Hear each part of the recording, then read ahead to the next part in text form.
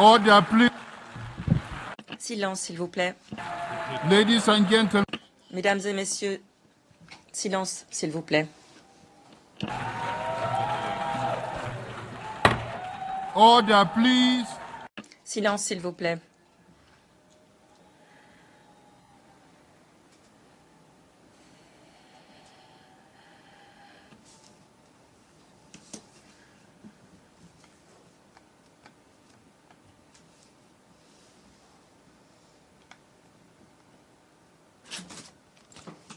Mr. President. Monsieur le Président, Mesdames et Messieurs, je n'avais pas l'intention de venir ici cette année. Mon pays est en guerre, se bat pour sa vie.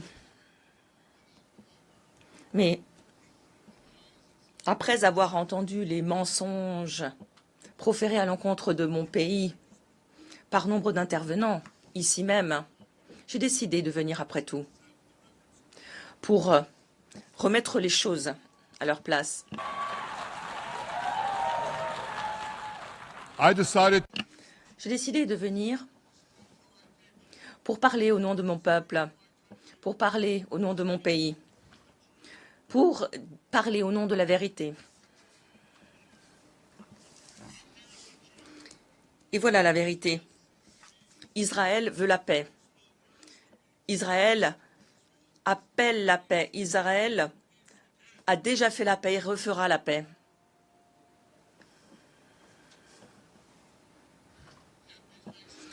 Et pourtant, nous sommes confrontés à des ennemis sauvages qui ne souhaitent que nous détruire. Nous devons nous défendre contre ces assassins sauvages. Nos ennemis cherchent non seulement à nous détruire, mais aussi à détruire notre civilisation commune, à nous renvoyer à l'âge sombre de la tyrannie de la terreur. Lorsque j'ai pris la parole ici même l'année dernière, j'avais dit que nous étions confrontés au sempiternel choix, comme Moïse avec Israël il y a des milliers d'années. Alors que nous allions pénétrer la terre promise, Moïse nous a dit que nos actes détermineront ce que nous laisserons aux générations futures, une bénédiction ou une tragédie. Aujourd'hui, nous sommes confrontés à ce choix, une réconciliation historique entre Juifs et Arabes ou le sort que nous réserve l'Iran. Après cette allocution, cette bénédiction dont j'avais parlé a pris tout son sens. Accord de normalisation entre l'Arabie saoudite et Israël, qui semblait plus proche que jamais. Mais ensuite est advenu le 7 octobre. Des milliers de terroristes soutenus par le Hamas sont entrés en Israël sur des pick-up, sur des motos. Ils ont commis des atrocités inimaginables, assassinant sauvagement 1200 personnes, violant, mutilant des femmes, coupant la tête à des hommes, brûlant des bébés en vie, des familles, des enfants, des grands-parents, des familles tout entières. Dans des scènes dignes de l'Holocauste nazi, le Hamas a enlevé 251 personnes de dizaines de pays différents, les entraînant dans des tunnels à Gaza. 154 de ces otages sont rentrés, dont 117 en vie. Je tiens à vous assurer d'une chose. Nous ne baisseront pas les bras tant que les autres otages ne seront pas rentrés. Certains des membres de leur famille sont parmi nous aujourd'hui. Je leur demanderai de se lever.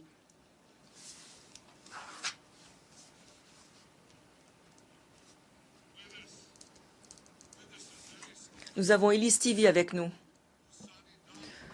dont le fil Idan a été enlevé lors d'un festival de musique. Un festival de musique. Voilà le crime qu'il a commis. Ces monstres, ces assassins l'ont emmené. Kobe Burnham, dont le fils Jonathan a été assassiné. Son cadavre a été amené à Gaza. Un cadavre a été pris en otage. Salim al-Atrash, dont le frère Mohamed, un soldat israélo-arabe courageux, a été assassiné. Son corps aussi a été emmené à Gaza, tout comme le corps de la fille d'Imas Rabin qui a été assassinée brutalement dans le cadre du même festival de musique. Nous avons Sharon Sharabi, dont le frère Yossi a été assassiné, et dont le frère Eli est encore détenu en otage à Gaza. Nous avons aussi avec nous Izar Leftesh, d'un kibbutz qui a été réduit à néant par ces terroristes. Heureusement, nous avons obtenu la libération de sa mère, mais son père a été perdu de vue. Il se trouve encore sous terre, quelque part, entre les mains du Hamas. Je puis vous assurer que nous vous ramènerons vos proches. Nous ne baisserons pas les bras tant que nous n'aurons pas accompli cette mission sainte.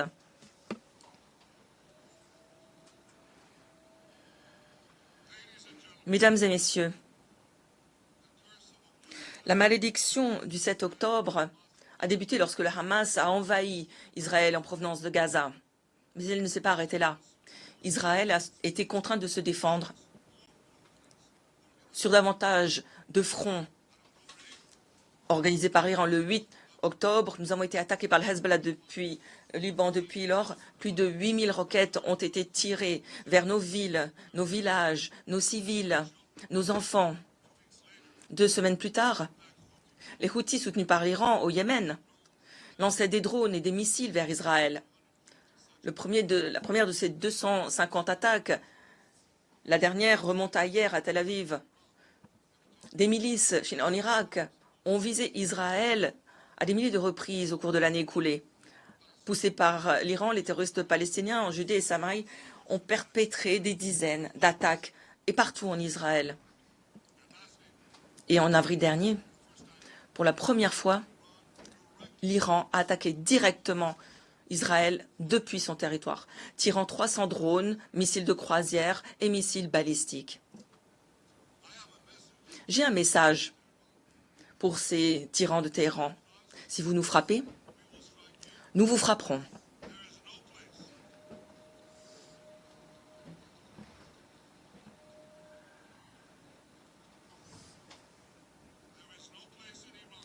En Iran, il n'y a aucun endroit que nous ne pourrons pas atteindre grâce à nos armes de longue portée. Et il en va de même du reste du Moyen-Orient. Loin d'être des agneaux menés à l'abattage, nos soldats se sont battus avec courage au sacrifice de leur vie. Et j'ai là un autre message à porter ici en cette assemblée et au reste du monde. Nous sommes en train de gagner.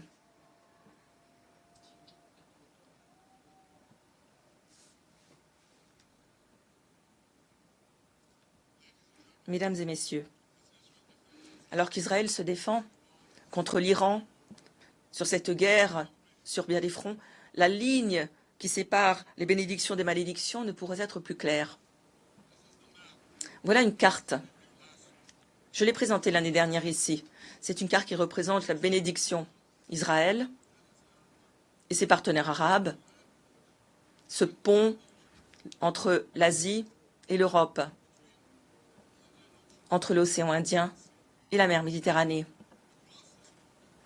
Par ce pont, nous allons faire passer des voies de chemin de fer, des gazoducs énergétiques, des câbles à fibre optique pour apporter une vie meilleure à 2 milliards de personnes. Alors prenez cette autre carte. Prenez cette deuxième carte. Elle représente la malédiction. L'arc de la terreur créé par l'Iran, imposé depuis l'océan Indien jusqu'à la mer Méditerranée. Cet arc malveillant de l'Iran a coupé les voies de trafic maritime, détruit des nations de l'intérieur, inflige le désespoir à des millions de personnes. Donc d'un côté, une bénédiction, un avenir radieux d'espoir, et de l'autre, un avenir sombre de désespoir. Et si vous pensez que cette carte de la malédiction ne concerne qu'Israël, alors réfléchissez-y à 2 fois. Parce que l'agression de l'Iran, si l'on n'y remédie pas, menacera chaque pays du Moyen-Orient et un grand nombre de pays ailleurs dans le monde. parce que l'Iran veut imposer son radicalisme bien au-delà du Moyen-Orient. C'est la raison pour laquelle ils financent des terroristes sur les 5 continents. C'est la raison pour laquelle ils bâtissent des missiles balistiques, des ogives nucléaires pour menacer le monde tout entier. Depuis bien trop longtemps, le monde ferme les yeux face aux actes de l'Iran, à sa répression intérieure, face à ses agressions externes. Cette situation doit cesser, cet apaisement doit prendre fin maintenant.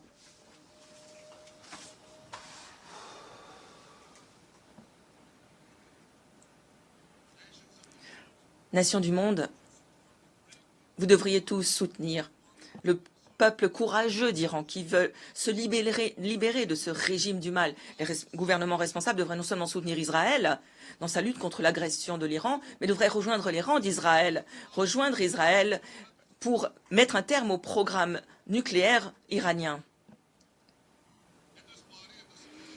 Ici même, au Conseil de sécurité, nous allons, dans quelques mois, débattre.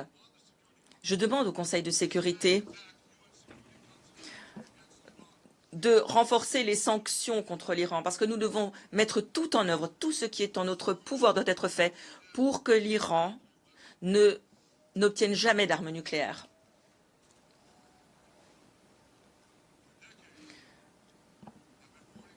Depuis des décennies, je mets le monde en garde face au programme nucléaire de l'Iran.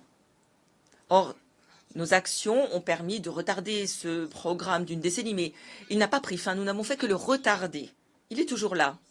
L'Iran essaye aujourd'hui d'utiliser comme arme ce programme nucléaire pour la paix et la sécurité de vos pays. Pour la paix et la sécurité du monde entier, nous ne devons pas le permettre. Et je puis vous assurer qu'Israël mettra tout en œuvre pour que ce ne soit jamais le cas.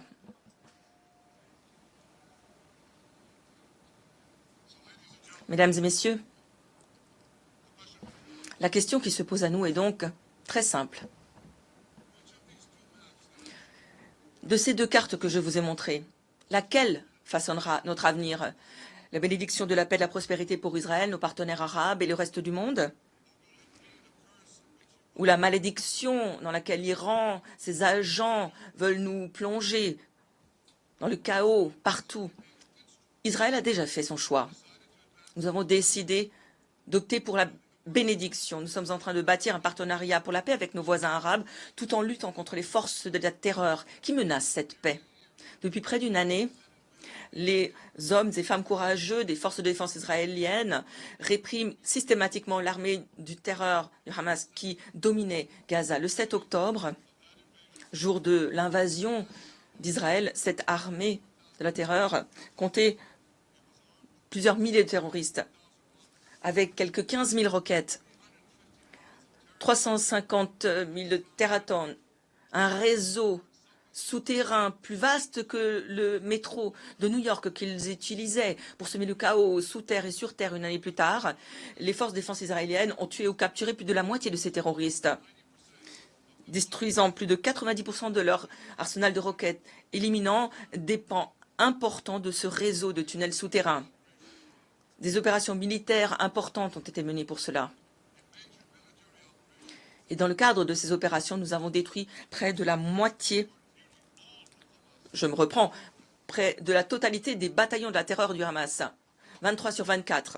Pour parachever cette victoire, aujourd'hui, nous mettons l'accent sur les capacités de combat qui restent au Hamas. Nous tuons les commandants restants, détruisons les infrastructures terroristes encore en place. Et tout cela, je le répète, en gardant à l'esprit notre mission sacrée, ramener les otages à la maison. Nous ne cesserons pas tant que cette mission ne sera pas accomplie. Mesdames et messieurs, même avec le Hamas, dont les capacités militaires ont été considérablement réduites, les terroristes continuent d'exercer un certain pouvoir au Gaza, en volant la nourriture que nous avons permis d'acheminer à Gaza. Le Hamas vole ses denrées alimentaires, fait flamber les prix, se remplit les poches grâce à l'argent pris à sa population. par extorsion. Ils volent cette nourriture, puis la revendent à des prix exorbitants. Voilà comment ils se maintiennent au pouvoir. Cela aussi doit prendre fin, et nous nous y efforçons. La raison est simple. Si le Hamas reste au pouvoir, il va resserrer ses forces, se réarmer, attaquer Israël encore, encore et encore, comme il a promis de le faire. Donc le Hamas doit disparaître.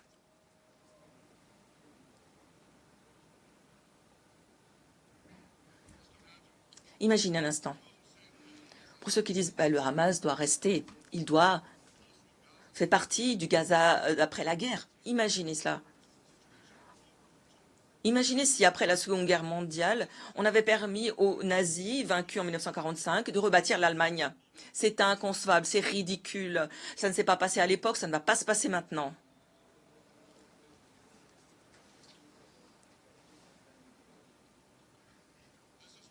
C'est la raison pour laquelle Israël rejettera toute possibilité d'offrir une place au Hamas de l'après-guerre.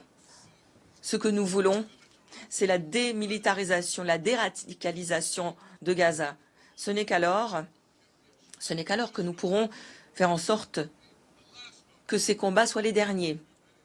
Nous sommes prêts à travailler avec les partenaires de la région et d'autres pour appuyer une administration civile locale de Gaza engagée en faveur d'une cohabitation pacifique.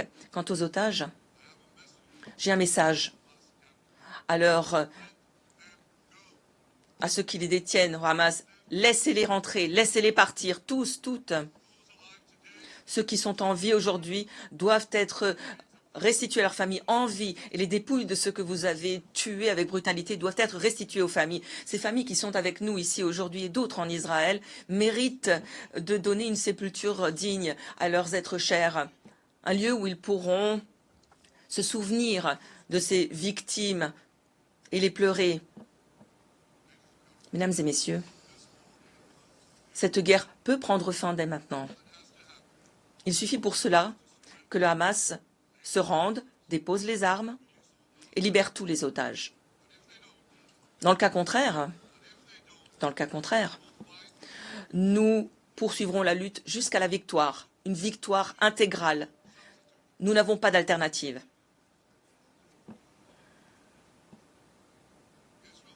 Israël doit aussi vaincre le Hezbollah au Liban. Le Hezbollah est l'organisation terroriste par excellence dans le monde aujourd'hui. Le Hezbollah a des tentacules sur tous les continents. Il a assassiné plus d'Américains et plus de Français que tout autre groupe hormis celui de Ben Laden. Il a assassiné des citoyens de nombre de pays représentés dans cette salle. Et il a attaqué Israël de manière perverse depuis 20 ans et au cours de l'année écoulée, sans aucune provocation. Au lendemain du massacre du Hamas, du 7 octobre, le Hezbollah a commencé à attaquer Israël, contraignant plus de 60 000 Israéliens à quitter leur maison, devenant réfugiés sur leur propre terre. Le Hezbollah a transformé des villes dynamiques du nord d'Israël en des villes fantômes. Donc j'aimerais vous demander d'y réfléchir. Imaginez si l'on prenait les États-Unis, si les terroristes transformaient El Paso à San Diego en une ville fantôme. Posez-vous la question. Combien de temps faudrait-il au gouvernement américain pour réagir? Combien de temps tolérerait-il la situation? Une semaine? Une journée? Un mois? Je doute qu'il ne le tolérerait ne serait-ce qu'une journée. Et pourtant, Israël tolère l'intolérable depuis près d'une année. Eh bien, je suis ici pour vous dire, il suffit.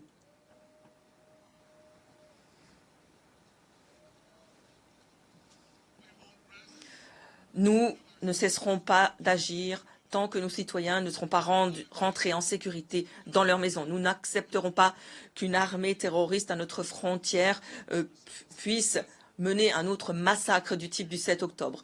Pendant 18 ans, le Hezbollah a refusé de manière éhontée d'appliquer la résolution 1701 du Conseil de sécurité qui exigeait qu'elle déplace ses forces et les reculs de nos frontières. Au lieu de cela, le Hezbollah s'est rapproché de notre frontière, a creusé des tunnels pour infiltrer nos communautés, à tirer à l'aveugle des milliers de roquettes vers nos villes et nos villages.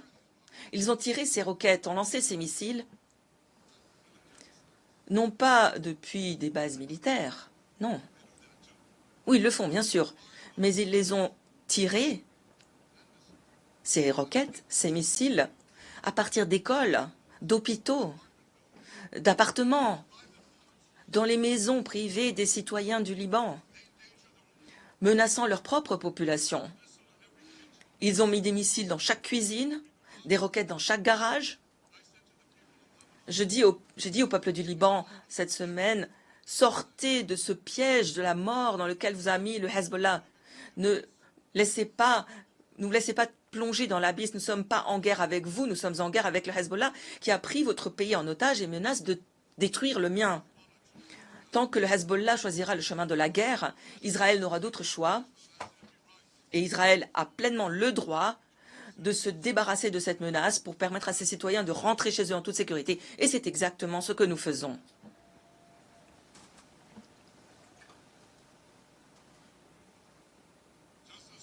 Cette semaine encore, les forces de défense israéliennes ont détruit une partie importante des roquettes du Hezbollah financées avec l'aide de l'Iran depuis 30 ans. Nous avons éliminé des commandants qui avaient sur leurs mains du sang israélien, américain, français. Et puis, nous avons éliminé leurs remplaçants. Et les remplaçants de leurs remplaçants, et nous continuerons d'éliminer le Hezbollah tant que tous nos objectifs n'auront pas été atteints.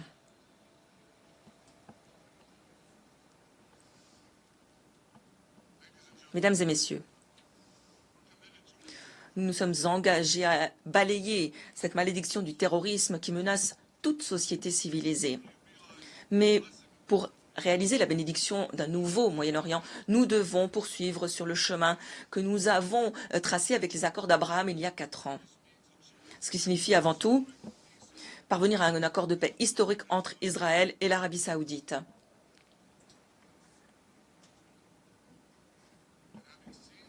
Ayant été témoin des bénédictions que nous avons déjà apportées avec les accords d'Abraham, les millions d'Israéliens qui ont pu faire l'aller-retour au travers de la péninsule arabique, volant au-dessus de l'Arabie saoudite, des pays du Golfe, le commerce, le tourisme, les co-entreprises, la paix. Je vous le dis,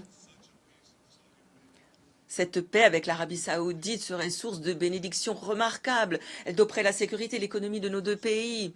Elle doperait le tourisme, le commerce dans toute la région. Elle contribuerait à transformer le Moyen-Orient, à en faire un nouveau pôle d'activité. Nos pays pourraient coopérer dans le domaine de l'énergie, de l'eau, de l'agriculture, de l'intelligence artificielle et dans bien d'autres domaines. Une telle paix, j'en suis certain, serait un moment charnière pour l'histoire. Elle permettrait de faire advenir une réconciliation historique entre le monde arabe et Israël, entre l'islam et le judaïsme, entre la Mecque et Jérusalem. Si Israël s'est engagé à faire cette paix, l'Iran et ses terroristes se sont engagés à nous mettre des bâtons dans les roues. C'est la raison pour laquelle le meilleur moyen de contrer le dessein délétère de l'Iran est de faire cette paix. Une paix qui serait le socle d'une alliance type Abraham plus vaste encore, qui engloberait les partenaires de paix arabes, l'Arabie saoudite, les États-Unis et tous ceux qui choisissent la bénédiction de la paix. Elle permettrait de faire avancer la sécurité et la prospérité partout au Moyen-Orient, d'offrir au reste du monde aussi bien des avantages avec l'appui et sous la l'aide des États-Unis. Je pense que cette vision peut se concrétiser et bien plus tôt que l'on le pense. En tant que Premier ministre d'Israël, je ferai tout ce qui est en mon pouvoir pour que cet objectif soit atteint. Il s'agit d'une opportunité que nous ne devons pas laisser passer.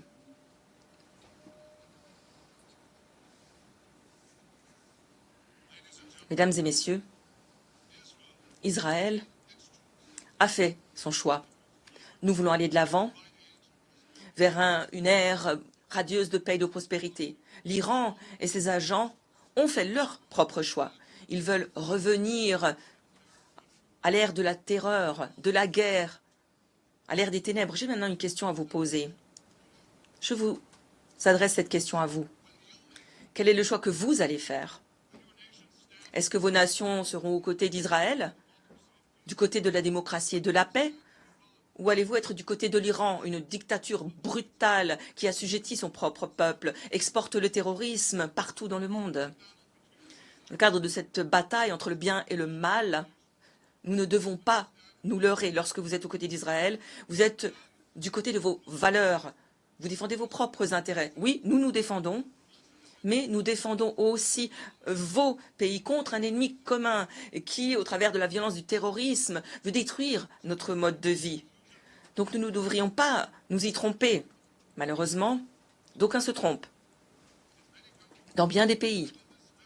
Et dans cette assemblée même, comme je viens de l'entendre, le bien est présenté comme le mal est présenté comme le bien. Nous constatons une légère confusion lorsque l'Israël est accusé à tort de génocide alors que nous faisons que nous défendre contre des ennemis qui essaient de commettre un génocide à l'encontre de notre peuple. Nous le voyons aussi lorsque Israël est accusé de manière absurde par le procureur de la CPI d'affamer délibérément les Palestiniens à Gaza. Quelle absurdité! Nous avons contribué à acheminer 700 000 tonnes de denrées alimentaires à Gaza. Plus de 3 000 calories par jour pour chaque femme, homme et enfant de Gaza. Nous constatons aussi une confusion lorsque on accuse à tort Israël de cibler délibérément les civils. Nous ne voulons qu'aucun civil innocent mort. C'est toujours une tragédie. C'est la raison pour laquelle nous faisons tout pour minimiser les victimes civiles. Même lorsque nos ennemis les utilisent comme boucliers humains, aucune armée n'a fait ce qu'Israël fait. Afin de réduire au minimum les victimes civiles, nous envoyons des messages, des textos, nous appelons pour faire en sorte que les civils palestiniens se mettent à l'abri. Nous mettons tout en œuvre pour atteindre cet objectif.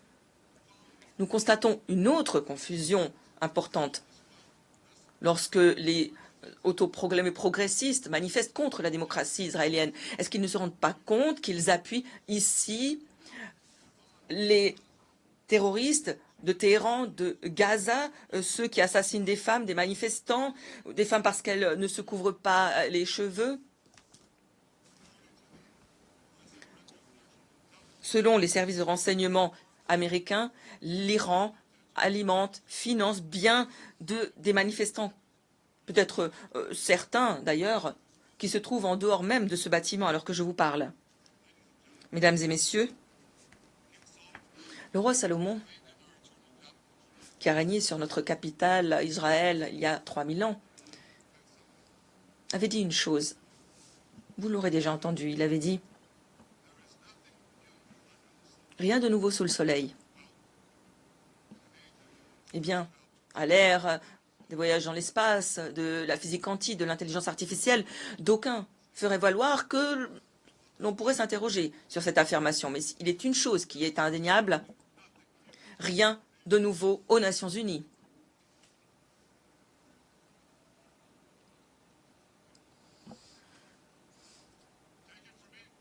Croyez-moi, la première fois que j'ai pris la parole à cette tribune en tant qu'ambassadeur d'Israël aux Nations Unies, c'était en 1994, il y a 40 ans exactement. Dans mon premier discours, ici je pense d'ailleurs que la tribune est la même, lors du premier discours que j'ai prononcé ici, je me suis dit contre la proposition d'écarter Israël de cet organe. 40 ans plus tard, je me retrouve à devoir défendre Israël contre ce même objectif ridicule. Qui mène la charge aujourd'hui? Non pas le Hamas, mais Abbas, le président de l'autorité palestinienne Mahmoud Abbas, l'homme qui affirme vouloir la paix avec Israël et qui pourtant refuse de condamner le massacre abominable du 7 octobre. Il continue de payer des centaines de millions aux terroristes qui ont tué. Plus vous tuez, plus vous encaissez. Et il continue sa guerre diplomatique contre le droit d'Israël à exister, contre le droit d'Israël de se défendre. Ce qui revient au même. C'est parce que si vous ne pouvez pas vous défendre, vous ne pouvez pas exister. En tout cas, pas chez nous. Peut-être pas non plus dans vos régions. À cette tribune, il y a 40 ans, je disais au parrain de cette ridicule résolution qui visait à expulser Israël, Je leur disais, laissez votre fanatisme à la porte de cette salle. Aujourd'hui, je dis au président Abbas et à chacun d'entre vous qui pourrait éhontément appuyer cette résolution, laissez votre fanatisme en dehors de cette salle. Pointer le seul État juif reste une tâche morale sur les Nations Unies. Cette organisation est devenue ainsi méprisable aux yeux des populations partout, mais pour les Palestiniens, cette maison de la ténèbre, ils savent que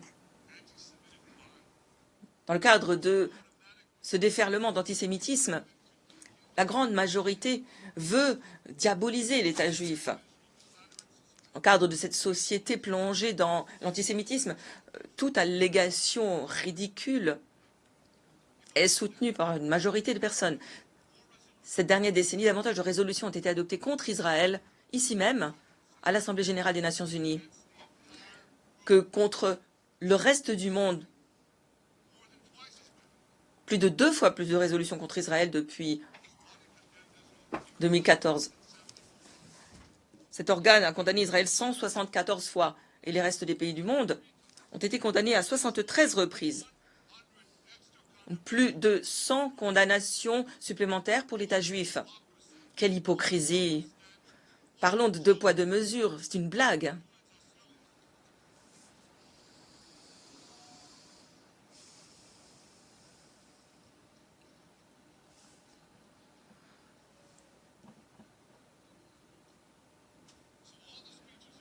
Tous les discours que vous avez entendus aujourd'hui, toute cette hostilité à destination d'Israël cette année, ça ne concerne pas Gaza, ça concerne Israël. Ça a toujours été Israël le problème. L'existence même d'Israël. Et je vous le dis, tant que l'État juif ne sera pas traité comme les autres nations, tant que cette volée d'antisémitisme ne cessera pas, l'ONU sera considérée par les justes partout que ni plus ni moins que comme une farce. Étant donné l'antisémitisme qui règne à l'ONU, personne ne devrait être surpris de savoir que le procureur de la CPI, une des institutions des Nations Unies, envisage de délivrer un mandat d'arrêt à mon encontre et contre le ministre de la Défense d'Israël, dirigeant démocratiquement élu de l'État démocratique d'Israël. Le procureur de la CPI s'est hâté à se prononcer, refusant de traiter Israël comme d'autres démocraties sont traitées, en toute indépendance. Comment l'expliquer si ce n'est pas du fait de l'antisémitisme qui règne, mesdames et messieurs? Les réels criminels de guerre ne se trouvent pas en Israël, ils se trouvent en Iran, à Gaza, en Syrie, au Liban, au Yémen. Ceux d'entre vous qui êtes aux côtés de ces criminels de guerre, ceux d'entre vous qui êtes aux côtés du mal contre le bien, aux côtés de la malédiction contre la bénédiction, vous devriez avoir honte.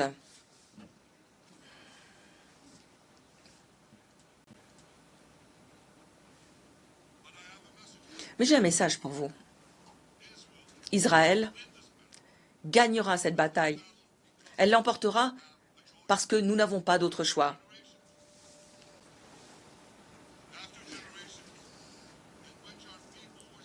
Après des générations en lesquelles nous avons été massacrés sans que personne ne lève le petit doigt pour nous défendre, nous avons à présent un État, une armée courageuse, une armée d'un courage incomparable, et nous nous défendons.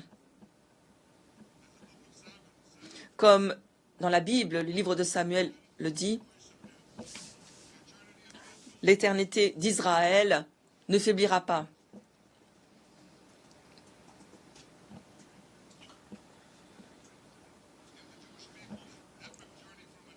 Dans le cadre de ce voyage que nous avons parcouru depuis l'Antiquité jusqu'au temps moderne, cette promesse a toujours été respectée.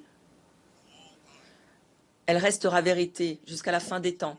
Pour reprendre un grand poète, Israël ne disparaîtra pas tranquillement dans les ténèbres. Nous n'aurons jamais besoin de nous lever contre la disparition de la lumière, parce que la torche d'Israël brillera toujours. Au peuple d'Israël et aux soldats d'Israël, je dis soyez forts, soyez courageux. פניהם, כי אדוני אלוהיך הוא ההולך עמך, לא ירפך ולא יעזבך. עם ישראל חי, the people of Israel live now, tomorrow. Le peuple d'Israël vit aujourd'hui, demain et vivra à jamais. Merci.